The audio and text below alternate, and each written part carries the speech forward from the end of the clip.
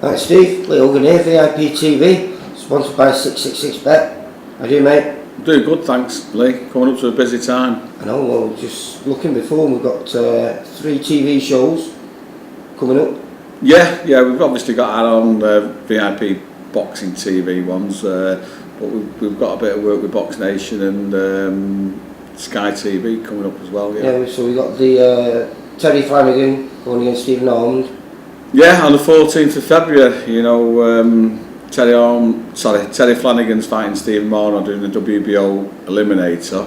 On the same day, obviously over in Blackpool, we've got Brian Rose topping the prize fighter against Carson Jones, and 2 kids in the prize fighter, Jack Armfield and Mick Hall.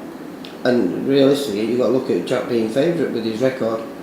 Yeah, it's a tight whole affair though. There's like I say, if you look at records, Jack's got to be favourite, but I certainly wouldn't put money on anyone in that tournament. It's too high risk, isn't it?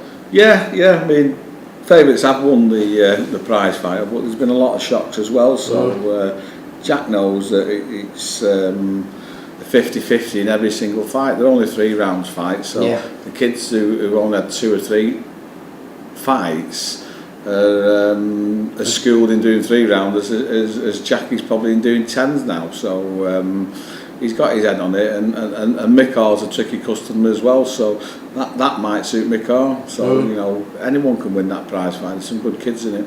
And Terry with Stephen, WBO world title eliminator. Yeah, it is, and you know, there's big strong rumours that Crawford's he's going to move up to 140. So from being an eliminator, it could end up being one fight before the genuine world title. So it's a massive opportunity for Terry Flanagan now, and you know, everyone knows we brought him up under the radar because he was work in progress, but we think he's fine in there and ready. You know, he's dominant now as the British champion, and this is a big test for him.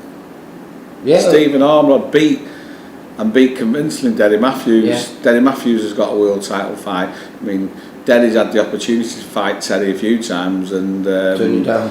And well, he says he hasn't turned it down, but you know, if he wanted to fight, he could have had it. We were there waiting for it, so it just shows you know he's probably made the right decisions because he's got a world title fight now. Yeah. But from our point of view, it shows you that Terry's ready for the world title fight as well. And wouldn't it be nice if they both won world title fights and then they fought each other in unification? Yeah, really exciting. Well, I mean, it was Derry who gave up his British title so Terry could fight Marty Getting for it, wasn't it? Yeah. So, like I say, hopefully, if they do what you're saying, they meet down the line, that'll be a massive fight. It would be, but we're not looking over Ormond because he is a good fighter. Yeah, I watched him. He's going to bring it and put it on to Terry, but I think Terry is a lot quicker than him. I'm not saying he punches any harder, but he does punch hard, and when they've got those 8-ounce gloves on, I think the number of times he hits Stephen Ormond without Ormond getting his shots off, he's going to be the telling factor over this. Yeah. And if Terry doesn't stop him later on, I'd be surprised if it wasn't a landslide points victory for him. Yeah, you're right there. I think like we were saying, you know, Terry's not had the opportunity to fight the 8 and 10 rounders, and I think if he would have, his stoppage record would have been a lot higher because he's like Anthony Crowler, doesn't he? He wears him down and he's accurate. Well, listen, he's a good fighter. He's been brought along nicely. It's a test for him then. We all believe that he's a level above Ormond, but they believe that they're going to walk through Terry. So someone's going to be surprised on the 14th. It'll be either our team or their team. Obviously, we believe we've got it right. Josh in Berlin. Yeah, no stopping for me really.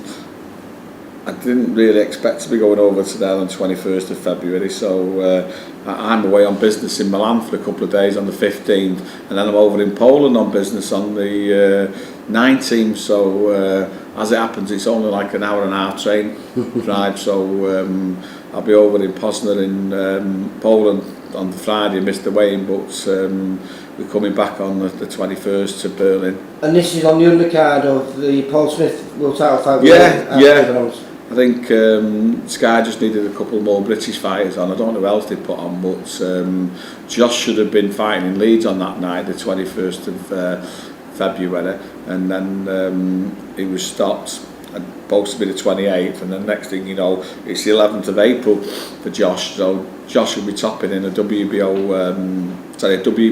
eliminator on the 11th of April in Leeds. Tickets have gone mad. He's sold over 2,000 himself, and he doesn't even want to sell them at the moment. He's waiting to get out of the Berlin fight and get on with it there. So that's going to be a sold out 10,000 in Leeds, and I think 9,500 will be coming for Josh Warrington. They've done 6,000 at the box office already, and he's taking 300 over to Berlin just for a little late rounder. Yeah. So there'll be some atmosphere in Berlin and an amazing night at the Leeds Arena on the 11th of April. A new Ricky Hatton incarceration. Well, I hope so. You know, he has got the football fans of Leeds behind him now, and he's getting bigger and bigger, and he's improving as a fighter. He's packed his job in now, so he's like full time, and that should see some more improvements off him. So he's only now taking it seriously. Well, no, listen, he's been to college and done his... the dental nurse, isn't it? That's right, technician. Yeah, so he's a grafter. I mean, I spoke to someone last night, and they knew him from when he was in the amateurs, and even from a young age. Apparently he was the hardest trainer in the gym, and he's a proper nice kid and a proper worker, and you know, he kept a job down while he was learning his career, and now he's in the elite level in Britain, and hopefully he's going to get him into the world level. He's doing it right as well. Yeah, definitely. 7th of March you've got Tommy Coyle. Who else fighting on there? Well, to be honest with you, originally we had the three top of the bills over there. I mean, Tommy Coyle's fighting Martin Geffin, which considering it's supposed to be a marking time fight, but before the big fight with Luke Campbell, it's a tough fight, and we know it's a tough fight. So Tommy's training really hard for him because he knows it's the last hurdle before the big one. So should we slow down with Campbell, is that?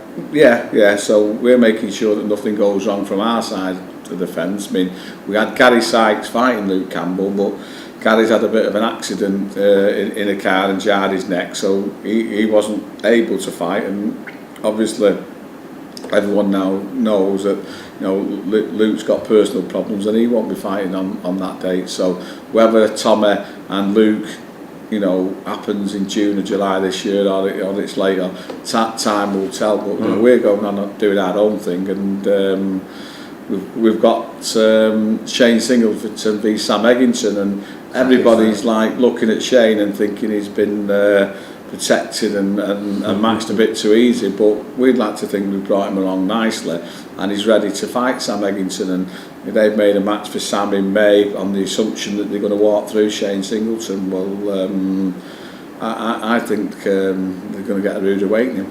Yes, definitely. Well, what's the fight when Shane fought? Was it Denzel Vassell? When Sam fought Denzel. Yeah, when Sam fought him, and I think it ended in the 5th round. But prior to that, Denzel had him running in the 4th round, and he had it over. And it's a big, strong lad, but I think Shane's going to be too quick for him. Well, we'll see. I'm not saying Shane's going to win the fight easy. I'm not saying he's going to win the fight. What I'm saying is it's a 50-50 fight, and either of them can win. And it's not just going to be a question of Sam Egginson's too strong and going to walk through Shane, and Shane's too quick and he'll outbox him. There'll be hard points in that fight for both of them. It's a genuine good fight, and you know, we're taking it very, very serious, and I hope they're not, because they think they're going to walk through him, and the less they prepare for Shane Singleton, the more chance we've got of beating him. Good. Alright then, listen Steve, speak to you soon mate, bye. Okay.